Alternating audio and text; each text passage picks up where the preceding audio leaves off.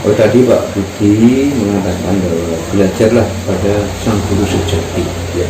Yang dimaksud dengan guru sejati itu seperti apa Pak Budi? Guru sejati itu kalau yang misalnya nyata itu adalah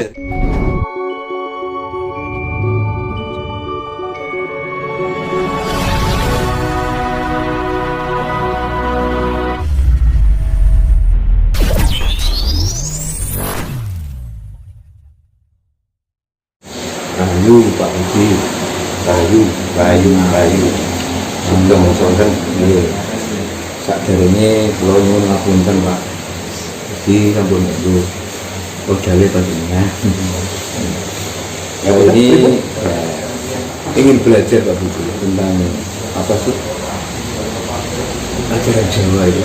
Soalnya kan kalau kita melihat akhir-akhir ini bahkan dari dulu seperti ajaran Jawa itu bisa dikatakan punah karena masyarakat kita sudah banyak yang terkontaminasi dengan budaya asing. Nah, menurut Pak Budi, bagaimana ajaran Jawa ini nanti bisa berkembang lagi seperti zaman dulu Pak? Monggo jenengan kali itu jelaskan gitu. Matur nuwun. Kalau untuk menanggapi hal yang itu dari awal sampai akhir itu kita bisa menyimak dari sebuah kejadian. Jadi kejadian itu yang sudah tertuliskan, iya, maupun yang belum. Jadi kalau ajaran Jawa itu ajaran yang dari leluhur. Jadi apa yang kita dapatkan dari ibu kita, pendahulu kita, itu adalah juga ajaran. Yang namanya guru sejati itu kita tuh juga belajar dari orang tua, dari para leluhur kita. Itu juga seperti itu. Jadi orang tua saya itu mengajarkan sangat-sangat sederhana sekali. Jadi apabila lek tonggomu ono sing kesusahan, mestine awakmu ya kudu bantu, kudu sambang. Apa sing iso kok wenehi, ya itu diwenehi. Itu kan sebenarnya juga ajaran di situ. Jadi ajaran kebaikan. Itu juga seperti itu. Mungkin eranya sekarang ini lambat laun itu sudah terkontaminasi ya, seperti itu. Jadi mulai bergeser. Jadi ajaran-ajarannya seperti itu. Sampai di sekolah pun juga kadang-kadang yang namanya bahasa Jawa itu kan juga jarang.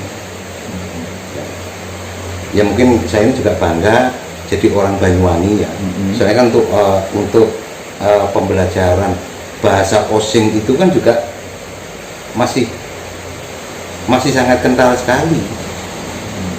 Apalagi melihat dari objek-objek wisata di situ, banyak yang dari pada eranya Bupati pada waktu itu juga menggalakkan. Jadi kayak gini, jadi kebudayaan yang ada di Banyuwangi ini kalau bisa dimunculkan semua di situ. Jadi sampai dibikinkan kalender destinasi ya katakan di situ. Jadi ada kegiatan apa untuk daerah sini seperti itu. Kayaknya seperti itu. Itu sudah dijadikan agenda tahunan di situ. Jadi yang namanya budaya itu tetap kalau bisa itu ya jangan sampai hilang. Terus kita galakkan, terus kita kembangkan di situ. Biar artinya apa? Biar nanti cucu-cucu kita nanti itu gak akan mengenal ini loh. Sejarah dari leluhur kita tuh ya masih ada, bukan hanya sebuah cerita lagi. Tapi kan tetap yang namanya ajaran. Bagaimana caranya ini dibikin seperti itu. Kadang-kadang untuk anak-anak sekarang kayaknya kan juga dikatakan wah itu sudah ketinggalan zaman dan sebagainya. Kan sekarang kan mintanya kan instan semua. Itu di situ. Terus ini Pak Budi, buat teman-teman terutama kaum milenial lah seperti ya kita ini. Bagaimana Pak caranya agar kita bisa melakukan agar budaya Jawa ataupun ajaran Jawa ini bisa muncul kembali? Apa yang Pak bisa Pak Budi itu buat teman-teman kita semuanya? Kalau untuk bisa memunculkan kembali ya artinya kita kan juga harus bangga kan itu.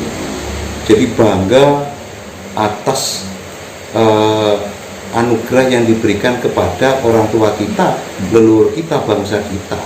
Harusnya itu yang artinya yang harus kita pegang di situ. Bukan artinya kita tuh terus meminjam atau mengambil ajaran bukan dari leluhur kita, bukan dari ajaran dari orang tua kita. Itu sebetulnya di situ kan juga ada yang namanya pembelajaran di situ ya. Katanya dengan artinya di situ pembelajaran juga di situ juga berbau soal pendidikan, di situ kan juga harusnya. Bukan artinya terus malah nanti ditinggalkan karena sekarang ini eranya kan era maju, Era digital. ya. Jadi semuanya serba canggih dan sebagainya. Tapi kadang-kadang ya yang namanya orang tua sebetulnya begitu. Jadi orang tua itu memang betul-betul harus betul-betul itu mendidik. Jadi kalau misalkan melihat dari penguasa, jadi penguasa kita, negara kita ini harusnya sebetulnya kan juga harus tahu wawasan budaya di situ. Jadi bisa memberikan ini loh yang namanya kebanggaan. Oh tadi Pak Budi mengatakan bahwa belajarlah pada sang guru sejati. Ya. Yang dimaksud dengan guru sejati itu seperti apa Pak Budi? Guru sejati itu kalau yang misalnya nyata itu adalah dari orang tua kita. Dari orang tua kita. Orang tua kita.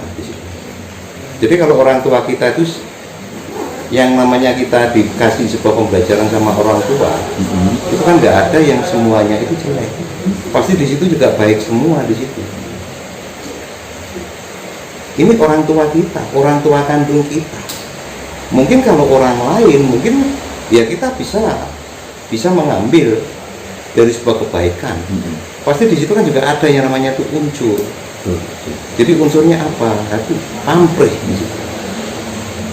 Berarti intinya kalau kita ini sudah berguru kepada orang tua kita, ya tidak usah mencari guru kemana-mana. Betul. Di situ. Itu ada dasar di situ.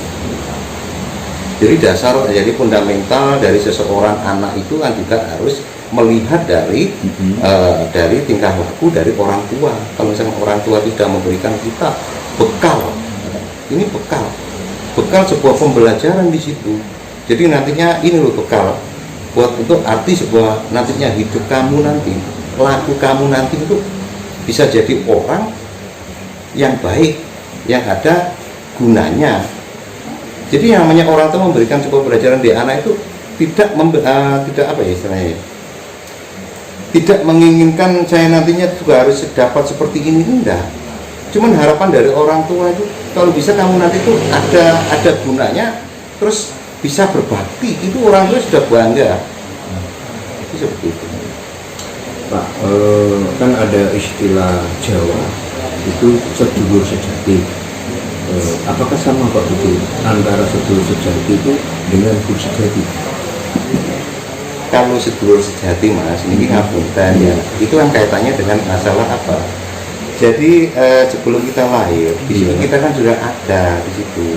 Jadi teman. Jadi teman yang nantinya untuk kita, yang teman yang mendampingi di situ.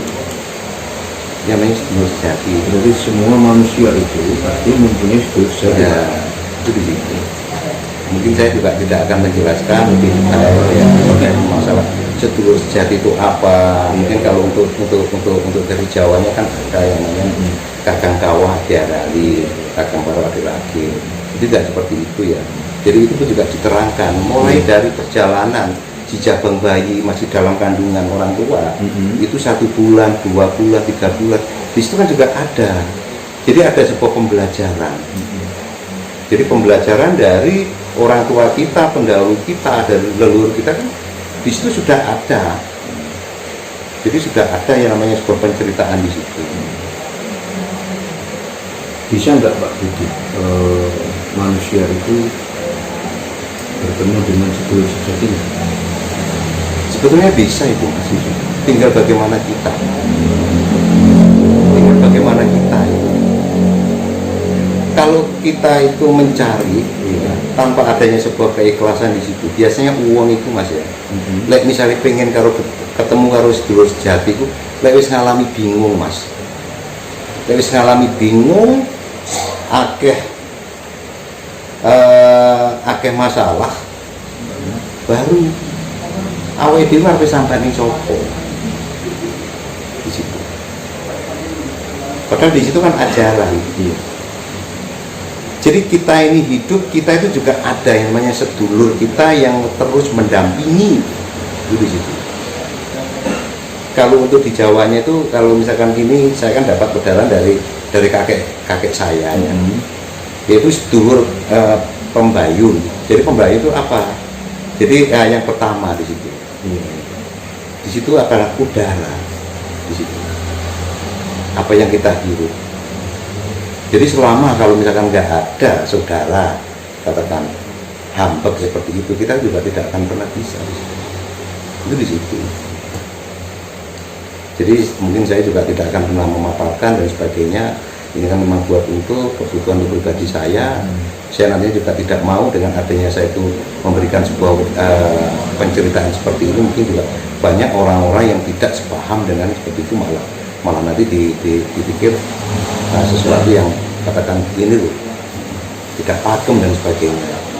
Jadi setiap orang itu kan juga menemukan sebuah keyakinan itu kan bukan dari orang lain, dari diri kita sendiri. Apa yang kita lihat, apa yang kita kerjakan, apa yang kita lakukan, yaitu yang dianggap sebuah kebenaran di situ. Jadi bukan kebenaran dari orang lain, bukan. Jadi kebenaran itu cara pengoreksiannya, itu malah di akhir.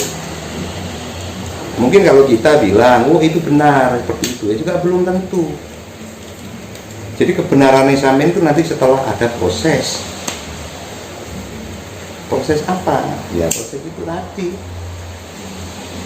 pengoreksian. Ya kita kasih contoh aja mas ya.